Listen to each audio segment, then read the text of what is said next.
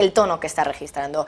En cualquier caso, va a ser enseguida, pero antes, como siempre, hasta ahora, a las 3 de la tarde, comenzamos la sección de análisis de la tarde, donde vamos a analizar un poquito más en detalle algunas de las principales noticias del día o algunas de las principales claves, ¿no?, de la jornada de hoy, de miércoles. Bueno, vamos a comenzar ya con una de las noticias con las que hemos amanecido esta mañana.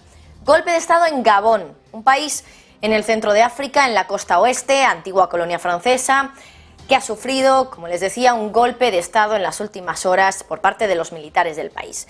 Seguramente este golpe de Estado, o esto de golpes de Estado en general en África, les suene mucho. Y es que, por supuesto, pues este verano hemos tenido otro también allí. Hace solo unas semanas teníamos el golpe de Estado de Níger.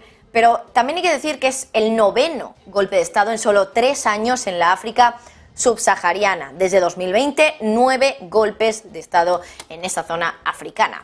Pero en este golpe de Estado hay algo que subyace y que es diferente al resto. Gabón es un país de la OPEP, la Organización de Países Productores de Petróleo. Claro, acaban de realizar un golpe de Estado sobre un país que tiene mucho petróleo, tanto es así que pertenece a la Organización de Países Productores. Fíjense en estos datos que les vamos a dar enseguida de lo que es Gabón, las cifras de lo que es este país del centro de África. Vamos a profundizar un poquito más en esos números para entender si de verdad esto puede suponer algún peligro para el suministro de petróleo del mundo, porque, insisto, uno de los titulares es que Gabón está en la OPEP. ¿Cuándo entró en la OPEP? ¿Cuándo entró en la Organización de Países Productores? Bueno, pues hace relativamente bastante, 1975, pero aún así es uno de sus miembros más nuevos. Desde entonces solo han entrado otros 3 países más a formar parte de la OPEP. No es la primera vez, además, que enfrenta un golpe de Estado, lo hizo hace muy poco, 2019, pero en este caso los golpistas fracasaron. Francia, por cierto, que había estado en control de Gabón hasta su independencia, ya saben que es una colonia francesa, ha mantenido lazos muy fuertes, además también con este país del centro de África durante años. De hecho, sin ir más lejos, este año Macron, el presidente francés, visitó a su homólogo en Gabón, a Bongo. Lo hizo en marzo de este año, una clara señal de apoyo hacia el presidente de Gabón. Pero volviendo al petróleo, vamos a las cifras que están viendo ustedes en pantalla del negocio que tiene Gabón, el negocio del crudo al final. Este país centroafricano es miembro de la OPEP, pero es uno de los miembros más pequeños de la organización. De hecho, bombea unos 200.000 barriles diarios. Pero según la OPEP, Gabón exporta unos 181.000 barriles cada día. Es decir, que casi que exporta casi todo lo que produce. O sea, un negocio, desde luego, muy importante para el país. Su industria petrolera, vamos a indagar un poquito más en su pasado. Sobre todo consiguió captar la atención en 1931, cuando se descubrieron varios depósitos de petróleo.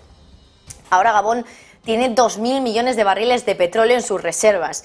Y el grueso de sus ingresos, sobre todo, viene de exportaciones que vienen del petróleo a su vez. Es decir, que el crudo es clave para Gabón, en este caso, pero el crudo de Gabón no parece ser tan clave para el mundo, y aquí está un poco el kit de la cuestión. Solo hay que pensar que la OPEP en su conjunto produce unos 28 millones de barriles diarios de petróleo, por lo que los 200.000 de Gabón representan, si lo ponemos en términos porcentuales, en torno al 0,7% de todo lo que puede producir la OPEP en un día. Claro, la gran duda es, ¿qué pasaría si la OPEP ve interrupciones en el suministro de un 0,7% de la producción? Que ese 0,7% dejara de bombearse, por ejemplo. Bueno, pues probablemente nada. Aquí ya tampoco nos metemos muy en harina, hacemos una hipótesis bastante simple y decimos que probablemente no vaya a afectar prácticamente nada, porque si un recorte de producción de petróleo de 2 millones de barriles diarios en total de la OPEP, anunciado hace unos meses, apenas provocó subidas en el petróleo, los provocó al inicio, pero luego eso enseguida, ese movimiento se borró del mercado, ¿por qué lo iba a provocar ahora el hecho de que pudiera, en condicional, generar problemas la mini producción que tiene Gabón? Bueno, pues esta ha sido una pequeña explicación, ¿no?, de qué es Gabón, dónde está, cuál es su historia. No adentrarnos tanto en por qué ha tenido lugar este golpe de Estado, sino en las consecuencias que podría tener, sobre todo en un mundo muy importante a día de hoy, que es el petróleo, sabiendo que el petróleo además lleva un repunte, bueno, significativo, sobre todo en las últimas semanas, ahora cotizando ya por encima de los $80 el barril, que ya sabemos que es un nivel que a Arabia Saudí es el nivel que le gusta, que cotice por encima del entorno de los 80-81 dólares el barril. Gabón en el foco, su golpe de estado también, el paradero también de su presidente, que, bueno, dicen los militares, por cierto, que está bajo arresto domiciliario. Y, por supuesto, también la producción de petróleo de Gabón, perteneciente a la OPEP, por eso sí, hay que matizar que es uno de los países más pequeños en cuanto a términos de producción de petróleo que está dentro de la OPEP.